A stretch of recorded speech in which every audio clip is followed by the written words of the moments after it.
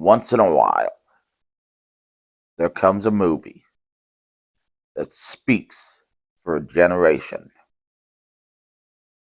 tells a story that is timeless and all-knowing, and lives long and is a classic, bears the classic title that all generations will know. And the movie that I'm talking about is Piranha Women. Piranha Women. And this movie will go down in history as one of the greatest of all time. From an idea by Charles Band and Full Moon Pictures, a story by Fred Olen Ray, written and directed by Fred Olen Ray and produced by him. A man born in Ohio who spent most of his childhood living in Florida, surrounded himself by horror movies, best known for Hollywood chainsaw hookers and evil tunes, comes Piranha Women, the greatest story this generation has ever known. Starts out with a guy in a bar called Dockside Bar, who everyone in the movie calls Bayside Bar, meeting a girl named Shauna and buying her a drink. Now, you'll quickly realize something's up with Shauna, who says a friend's picking her up because her car won't start, though she doesn't call her friend when the guy offers to take her home. They quickly get in a pool and we see nudity. There is lots of nudity in this movie and you will clearly enjoy it. And then Shauna turns into the Piranha Women and eats the guy. And then we see the title with someone surfing and piranhas jumping on board. And we see the greatest title opening in movie history.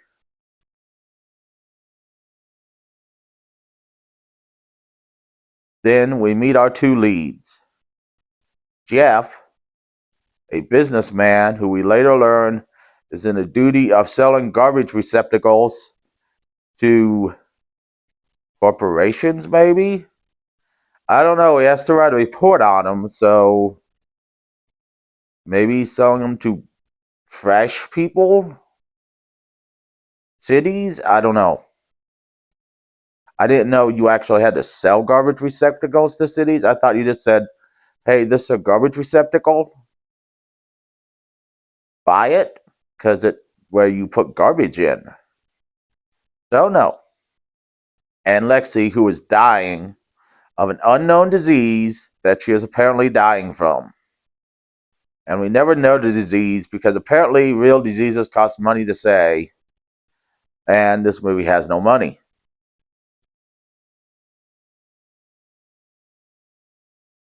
She has made an appointment with a doctor with an experimental treatment.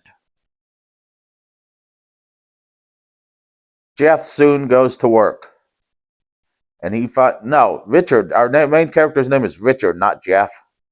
His name is Richard. Jeff is the guy who he goes to work with, and Jeff gets the promotion at work that Richard wants.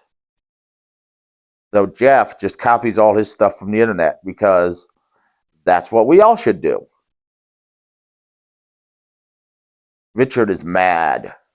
Mad enough to kill. No, he's not mad enough to kill. But Richard turns Jeff down to go for a few drinks. And because he wants to go see Lexi at home that night. Well, Lexi goes to this new doctor. And the doctor introduces her, says she's perfect for his experimental treatment, and then brings her in to see his aquarium filled with piranha. Because that's what every doctor with an experimental treatment does. I mean, just about every doctor. I've never been to a doctor's office with an aquarium filled with piranha, but I'm sure many people have. And says he's taking piranha DNA and inserting it into humans to cure them. That sounds perfectly rational to me. So he injects her with a needle, giving her no time to question this, and sends her home and tells her to sleep it off. When Richard calls her and she tells him that the doctor gave her something to sleep and she needs to be in bed by 6 p.m.,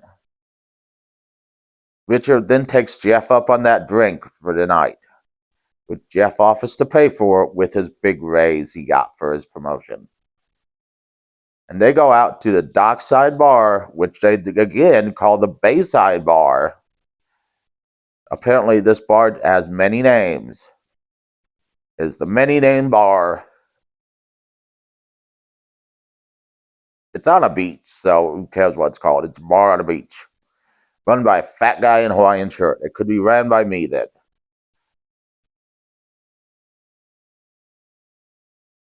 And there, two of the Piranha women sit. But we don't know one's a Piranha woman yet. Her name is Allison. And she takes Jeff home with him and eats him.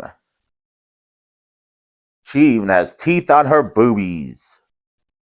Yes, the Piranha women not only have teeth, sharp teeth in their mouths, but they have teeth in their boobies. Now I'm forgetting the story about the cops in here who keep finding these bodies and sharp teeth in these bodies. And they don't know what to do.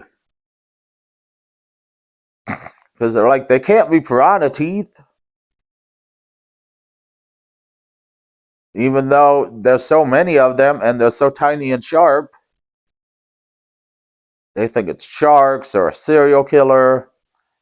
But they keep finding tiny teeth in the bodies. Richard then meets his girlfriend at breakfast time. Gets up and his girlfriend's making breakfast. Lexi's making breakfast. And has turned the heat way up. Like in my house, where the heat is always way up. Though I always wear hoodies too. And she's like, yeah, I need to heat up now. But I can't tell you about this experimental treatment because that's part of the treatment. That doesn't bring any red flags up, does it? Then Richard goes to work, where his boss calls him up and says, "Where's Jeff?" And he's like, "I don't know. I left Jeff with a woman last night." And he's like, "Well, I found out Jeff's been copying everything from the internet, so I'm giving his promotion and his raise to you."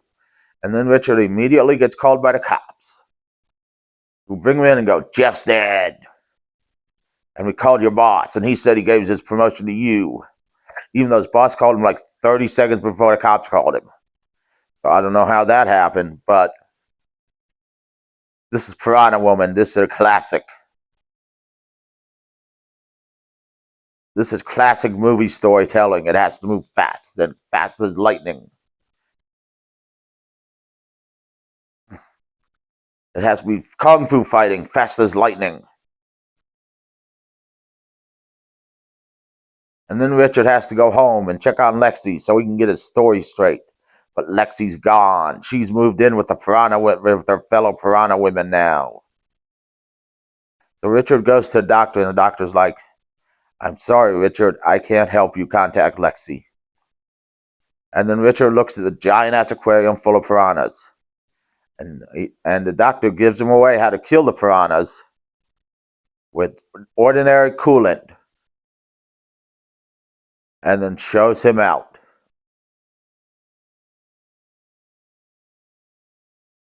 Meanwhile, the cops are still after him. Richard goes back to the Bayside Dockside Bar and meets Shauna again, who drugs Richard.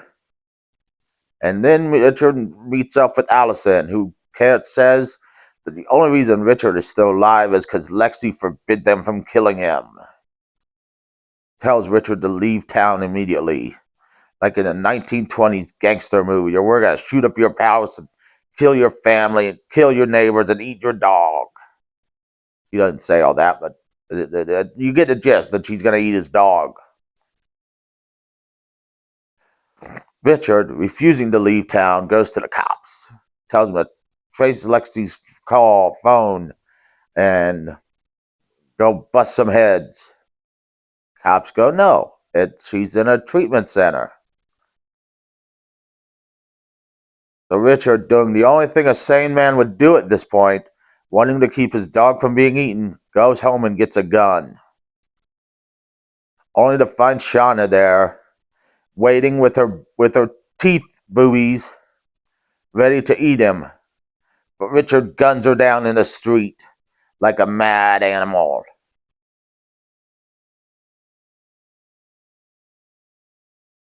This is the epitome of storytelling here. Then Richard, followed by the cops, goes to stop the Piranha women.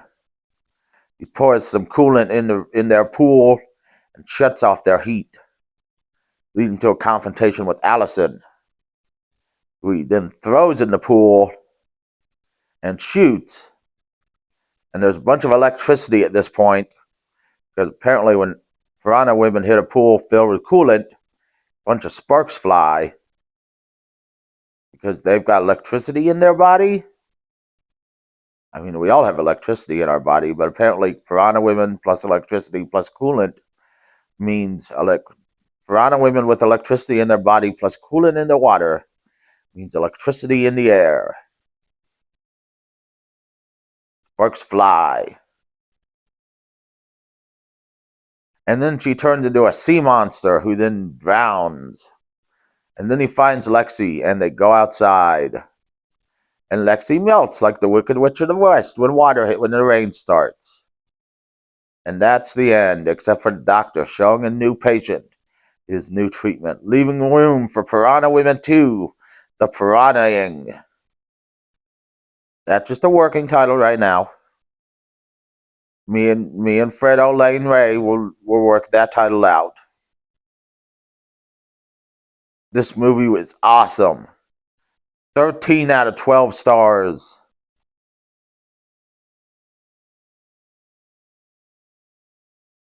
It is the greatest Piranha Women movie you will ever see. Lots of nudity, lots of sex, lots of Richard.